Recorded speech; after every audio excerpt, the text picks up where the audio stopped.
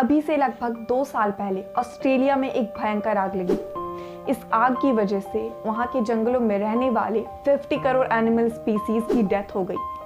Canada में बीते कुछ महीनों में लगभग 200 लोगों की जानें चली गई, वो भी सिर्फ और सिर्फ टेम्परेचर के बढ़ने के कारण। और शॉकिंग बात तो ये है कि कनाडा को one of the coldest country माना जाता है। बहुत बार वहाँ पर टेम्परेचर को माइनस में भी देखा गया है, लेकिन पिछले कुछ महीनों में वहाँ का टेम्परेचर बढ़कर लगभग 50 डिग्री सेल्सियस तक हो गया था। आपने कुछ दिन पहले ये भी सुना होगा कि इंडिया का टेम्परेचर पिछले 122 सालों के बाद इस बार सबसे ज़्यादा बढ़ गई थी। आखिर हीट वेव से रिलेटेड इतनी सारी घटनाएं अचानक से क्यों बढ़ने लगी, और एक्चुअली ये हीट वेव होता क्या है? आइए उन सारी बातों को समझते हैं हम इस वीडियो में एक आसान भाषा में।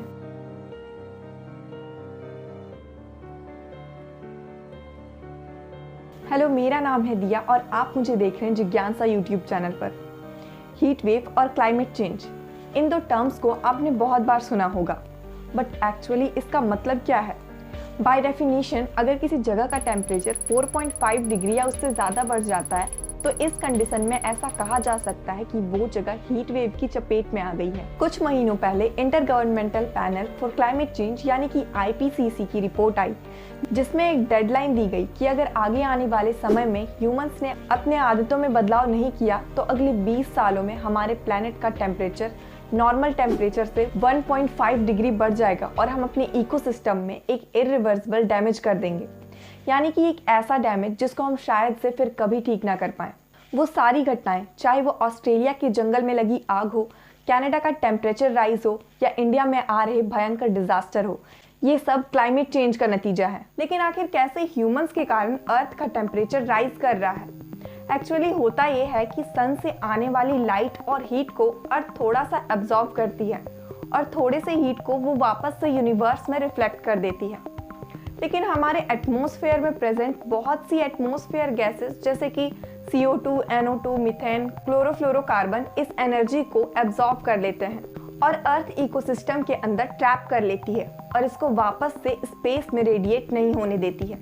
इस पूरे प्रोसेस को हम ग्रीन हाउस इफेक्ट भी कहते हैं। अब पिछले कुछ दशकों में ह्यूमन एक्टिविटीज के कारण अर्थ इकोसिस्टम में ग्रीन हाउस गैस की मात्रा बहुत ज़्यादा बढ़ रही है, जिसके कारण ये ज़्यादा सनलाइट को एब्जॉर्ब या ट्रैप कर ले रही है और हमारे अर्थ इकोसिस्टम का ओवरऑल टेम्परेचर राइज कर रहा है। एक रिपोर्ट के मुताबिक पूरे इंडिया का लगभग 42% लैंड का हिस्सा सूखे से ग्रस्त है, जिससे लगभग 50 करोड़ लोग डायरेक्टली अफेक्ट हुए हैं।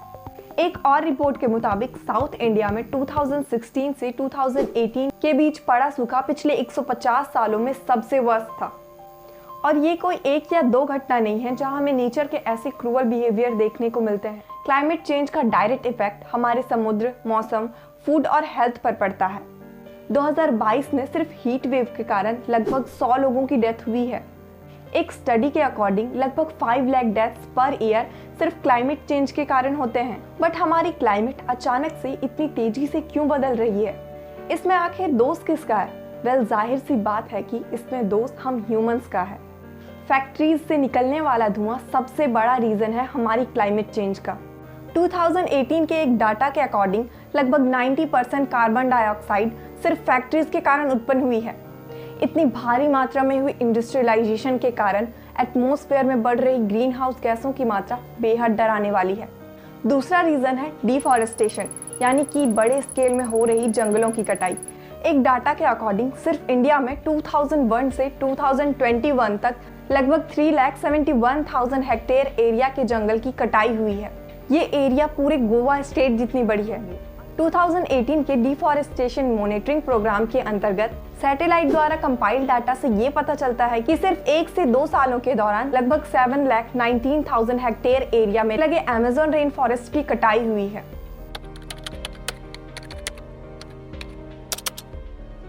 Nitrogen containing fertilizer, fluorinated gases, ऐसे बहुत से रीजंस हैं जिनके कारण हमारे इकोसिस्टम पे इफेक्ट पड़ रहा है और हमारी क्लाइमेट चेंज हो रही है।